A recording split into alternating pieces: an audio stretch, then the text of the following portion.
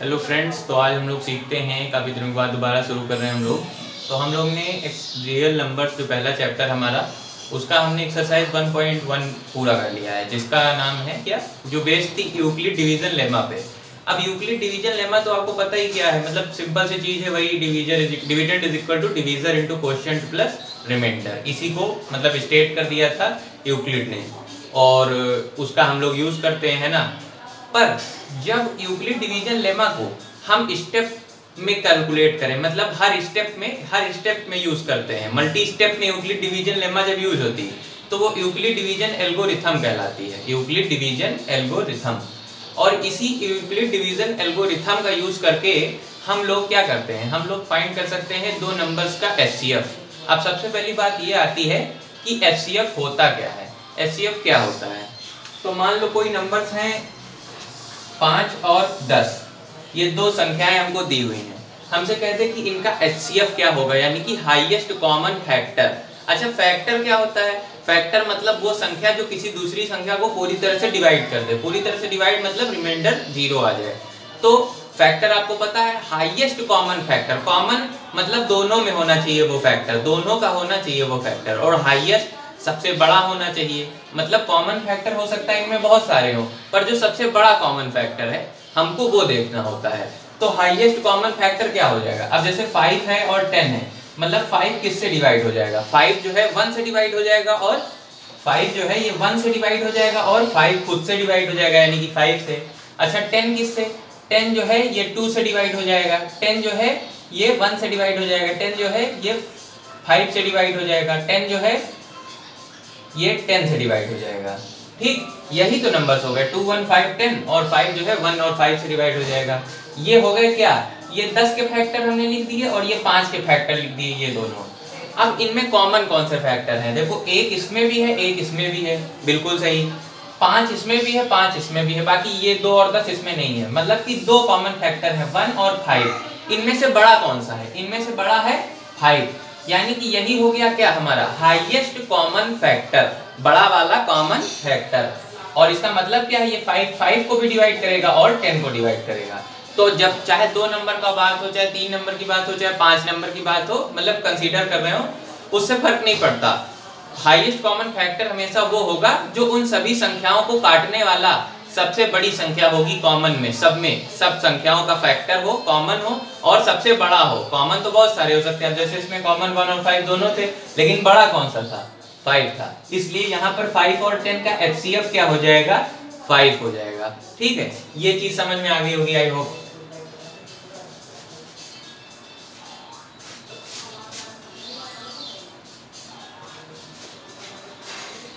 अब जैसे हमसे कह रहा है, अच्छा यूक्लिड डिवीजन लेमा तो आपको पता है, dividend is equal to divisor into quotient plus remainder, है ना। मतलब उसका स्टेटमेंट क्या था, if there are two numbers a and b, then मतलब अगर a और b दो इंटीजर्स हैं तो q और r दो ऐसे इंटीजर हमेशा एग्जिस्ट करेंगे इस तरह कि जो क्वोशिएंट होगा या जो रिमाइंडर होगा, सॉरी, जो रिमाइंडर होगा वो डिवीजर से हमेशा छोटा होगा। भाई फाइनल जो रिमाइंडर आंसर आता है वो डिवीजर से हमेशा छोटा होता है। जैसे 2 है, 10 से 2 को डिवाइड कर रहे हैं तो ये डिवीजर हो गया 2, 10 हो गया डिविडेंड, 2 2 5 या 10, 0 आ गया। अब 0 2 से छोटा है ना, यानी कि रिमाइंडर हमेशा डिवीजर से छोटा होगा। यही तो कहती थी यूक्लिड डिवीजन लेमा। मतलब अगर कोई दो नंबर्स a और b हैं, और a और b कोई 2 इंटीजर्स हैं, तो हमेशा q और r दो इंटीजर एग्जिस्ट करेंगे सच दैट, मतलब ऐसे q और r हमेशा हमको मिल जाएंगे such that a is equal to bq plus r, जहां पर r जो है रिमाइंडर जो है वो हमेशा डिवीजर से यानी b से बड़ा होगा, या तो फिर क्या हो जाएगा, या तो फिर 0 हो जाएगा। भाई या तो b से बड़ा होगा, या तो फिर रिमाइंडर 0, सॉरी उल्टा बता दिया, जहां पर रिमाइंडर हमेशा जो है वो छोटा होगा किससे? डिवीजर से, यानी कि b हमेशा बड़ा होगा किससे? रिमाइंडर से। रिमाइंडर से b हमेशा बड़ा होगा, और रिमाइंडर 0 भी हो सकता है, तब भी b तो बड़ा ही रहेगा उससे, है ना, डिवीजर। ये हो गई हमारी चीज, ये होती है यूक्लिड डिवीजन लेमा, ये आप लोग पढ़ा चुका हूं मैं, है ना। अब बात आती है यूक्लिड डिवीजन एल्गोरिथम की।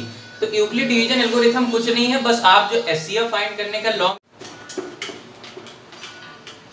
अब जैसे हमारा क्वेश्चन दे रखा है using Euclid division lemma find the HCF of 210 and 55। मतलब कि 210 और 55 का आप एचसीएफ निकालिए Euclid division lemma, Euclid division algorithm का यूज करके। अब यूक्लिड डिवीजन एल्गोरिथम कुछ नहीं है, जब यूक्लिड डिवीजन लेमा जो कि आप पढ़ चुके हैं already, dividend is equal to divisor into quotient plus remainder, वही चीज है ना। तो उसको जब हम मल्टी स्टेप में लगाते हैं, बार बार कैलकुलेट करते हैं, तो उसको हम एल्गोरिथम का नाम दे देते हैं। एल्गोरिथम का मतलब क्या होता है? एल्गोरिथम कह सकते हैं एक प्रकार का सेट ऑफ रूल्स कह सकते हैं ना। तो वैसे ही इसमें भी सेट होता है पूरा, बार बार यूक्लिड डिवीजन लेमा को हम अप्लाई करते हैं, तो वही यूक्लिड डिवीजन एल्गोरिथम हो जाती है। और इसको सिंपली समझे तो एचसीएफ फाइंड करने का जो लॉन्ग डिवीजन मेथड होता है वही है ये यूक्लिड डिवीजन एल्गोरिथम, है ना। वो अब कह रहा है यूक्लिड डिवीजन एल्गोरिथम का यूज करके 210 और 55 का एचसीएफ निकालिए। तो हम क्या कहेंगे? अप्लाई यूक्लिड डिवीजन लेमा और 210 एंड 55, यानी यूक्लिड डिवीजन लेमा लगाओ 210 और 55 पे। तो यहाँ से क्या हो जाएगा? यानी कि 210 और 55 को डिवाइड करो।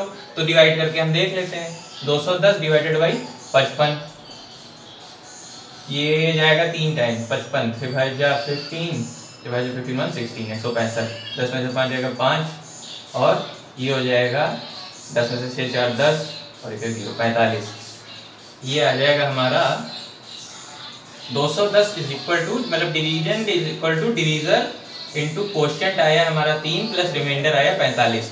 ये हमने यूक्लिड डिवीजन लेमा लगा दी। अब यहाँ पे हमको साफ साफ दिख भी रहा है कि जो रिमाइंडर है वो हमारा डिवीजर से छोटा है। देखिए, वो यही तो यूक्लिड डिवीजन लेमा कहती है कि जो रिमाइंडर होगा वो छोटा होगा किससे? डिवीजर से, है ना। रिमाइंडर हमेशा डिवीजर से छोटा होगा, और हो सकता है 0 भी हो जाए, तब भी 0 भी होगा, तब भी छोटा होगा, है ना। अब क्या रिमाइंडर 0 आ रहा है? नहीं आ रहा है, मतलब हमको फिर से कैलकुलेट करना पड़ेगा। क्या? अब ये जो डिवीजर था, और ये जो रिमाइंडर था, इनको डिवाइड करेंगे, मतलब डिवीजर को रिमाइंडर से डिवाइड करेंगे। यानी कि 55 इज इक्वल टू 45, या तो सिंपली ऐसे याद रख लो, बड़े को छोटे से डिवाइड करेंगे। 55 इज इक्वल टू 45। अब 55 को 45 से डिवाइड करके देख लेते हैं क्या आएगा। 45 से कम 45,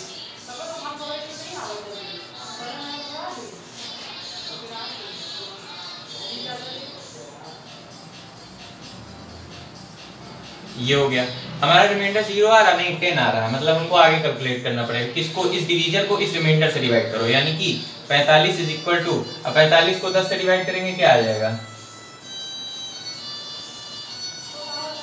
5 आ जाएगा।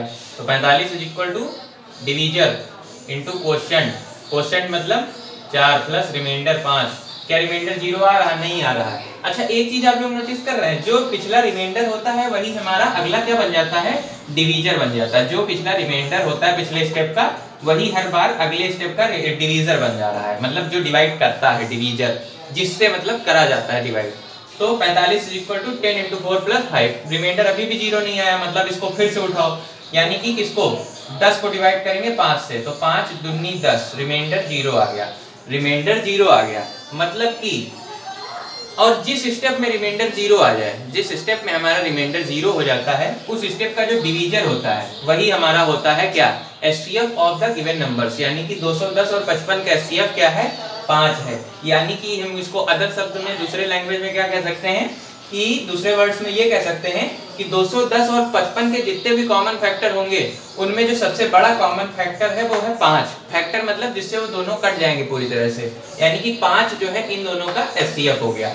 अच्छा, इसको ऐसे भी कह सकते हैं कि जो पिछले जिस स्टेप में रिमाइंडर 0 होता है, उस स्टेप का या तो डिवीजर कह सकते हैं कि वो हो जाएगा एचसीएफ, और ये डिवीजर पिछले स्टेप का रिमाइंडर ही तो था। तो जिस स्टेप में रिमाइंडर 0 आता है, उसके प्रीवियस स्टेप का जो रिमाइंडर है वही हमारा एचसीएफ होता है। मतलब ये कहने के तरीके, बाकी आप समझ गए कि ये जो डिवीजर है यही हमारा एचसीएफ हो जाएगा इन दोनों नंबर्स का। तो समझ में आया होगा आई होप।